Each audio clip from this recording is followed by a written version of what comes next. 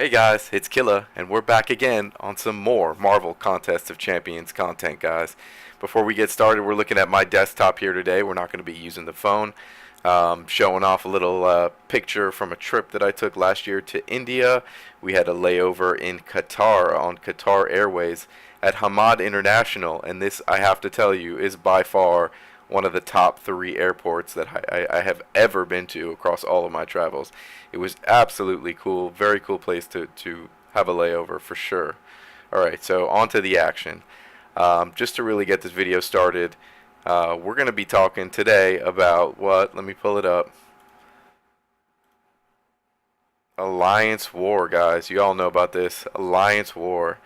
I put up a video about Alliance War defensive synergies about a week ago, and it's actually gotten a tremendous amount of views and comments and notes that have been sent to me regarding the topic. So I know it's a topic of interest, and I promised a few people that I'd come through with some more Alliance War strategies, tips, and content. And I said, you know what, let me break it down and release it with the most basic information first and just break it down for everybody. So today is our first episode. We're going to be starting a new playlist, Alliance War tips, tricks, and strategies. And we're talking about, what are we talking about today? The point system, right? It takes points to win an Alliance War. Most people, don't be ashamed if you don't know, most people don't even know where all the points are coming from and what point weights, are the highest and most relevant in winning a war. So that's what we're going to do today, guys. I put together a little Google spreadsheet. If this is something that you guys would like to see and play with, let me know. I can always share it out. Put that down in the comments below. But basically, we talk about the different categories of Alliance War points in terms of how you win and in terms of score. And these are the following categories. Battle group clears. All right, this means completing and destroying the final boss within a battle group on attack. And you get 20,000 points with a maximum opportunity at 3 because of 3 battle groups, 3 clears. That'd be 60,000 points. Okay. The next topic is percent explored. 100% would be the max, and you get about 877 points per percent. Okay. Then there's defender kills. You get 100 for a defender kill. Attacker kills. You get 50 for an attacker kill. Defenders placed. You have 50 points per defender placed with a maximum of 150. Defender rating. You have 0.002 points per rating. Defender rating is the total alliance PI, okay, put together. So some of the point categories were broken down into more set fixed point systems that were very easy to see and break down. You knew how many parts. And then there's other situations that don't have that. I broke those down into fixed points and variable points because it would basically depend on your alliance or your situation, right? So let's take a look at the first category, the fixed point maximums. So like we said, the max multiplier that you could get for battle group clears is 3 at 20,000 for a total of 60,000. Percent explored, we said 877 points. Max multiplier of 100% is 100% complete. You can't get any higher than that. That gives you a total of 87,700. Defender kills, potential points, 100, and for the potential points, and the total max defenders that you could kill is a total of 150 for a total of 15,000 points. Attacker kills is something that would vary depending on how much the other team was, or how much you really were trying to explore and how many of those kills of the total 150 that you wanted to go up against. So there's no set number that you could really break it down that easy. So I put it in this category. But to go very on the high end, I put in 100 attacker kills. and then that would basically give you 5,000 points. And then the other, what I call variable point category, is defender rating, which again I said is really like total PI for the alliance, and when you multiply that out, you get about 1,300. I put in 650, which again is probably on the high side. So yeah, there you have it. If you total up everything that I put in here, oh, I actually deleted it before, so let me do that real quick.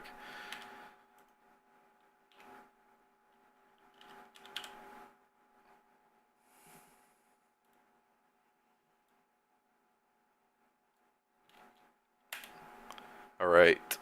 If you add up all the total points, right, max points possible that you could score, it's 176,500. So that would be the full points that you could get. And obviously it's not exact, but this is like I said, a high-end estimate.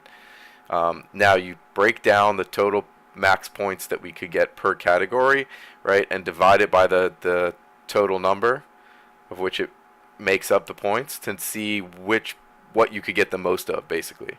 So when you do that, you can see right off the jump, the number one thing that gives you almost 50% of the possible points that you could get is exploration. Okay, so every time you move a spot, whether you fight a guy or not, you're getting that percentage of exploration. Okay, there's a lot of points there.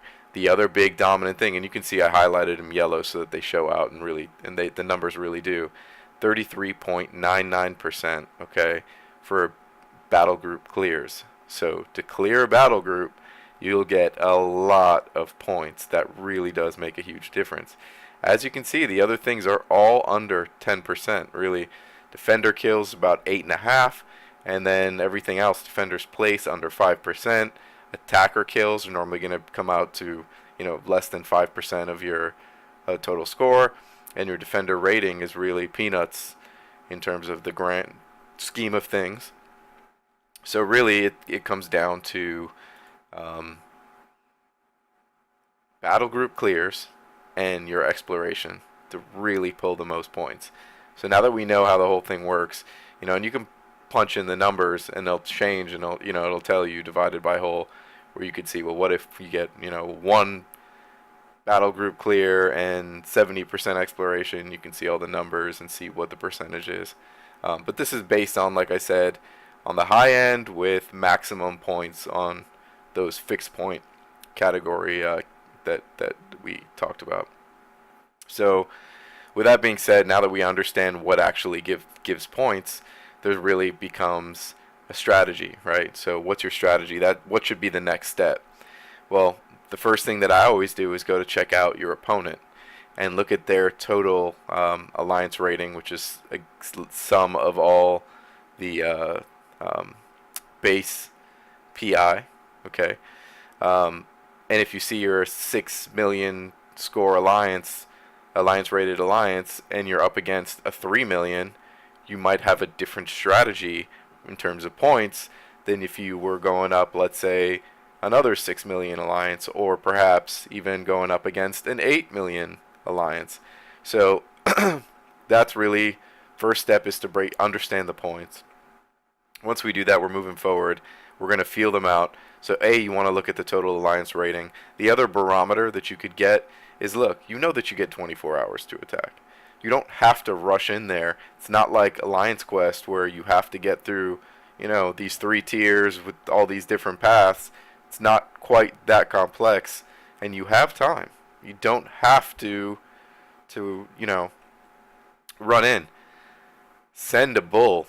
Send 2 bulls up the middle, and I'll explain paths and get into that in details. But for those of you who understand it, get a barometer for what kind of champions they're bringing in, right? Then you can come up with your strategy. But to really sum it up, you're either going for full exploration, because that's really where at least half of your points are. And then what I also recommend is really going for those battle group clears. That's really what makes the difference most of the time, from what I've seen in my experience, is clearing out your battle group. You have to come up with your alliance, depending on the structure of your alliance, what the best way to split up your players are. Okay. Um, you might make sense for you guys to put your weakest battle group in one battle group and might maybe even give up an easy clear for one battle group if you know that you can make two really strong battle groups that can clear a large percentage of the time. Okay. Sorry about that. I need a quick little drink. So right, if you know that you can take it out and stack your players in two battle groups, that might be the strategy for you. You might think that having a balanced split in the three battle groups is the best way to do it.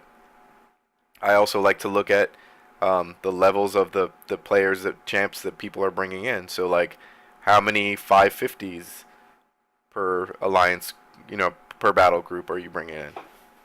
So there's lots of ways to look at the data, break it down, and split up your battle groups. Um, like I said, what I recommend, what wins in terms of points most of the time, the biggest difference is getting those battle group clears. So what I'm going to do is actually show you the the easiest way in terms of concentrating your firepower, especially in an even or even an uphill battle. When you're going up against an easy team, like I said, if you've got them by 2 million alliance points, alliance rating, by all means jump right into the exploration. But if not, you want to chase those battle group clears, right? So we're going to pull up this map right here. This is the 6-path Alliance War attacking path assignment. Breaks it down into 6, as we mentioned.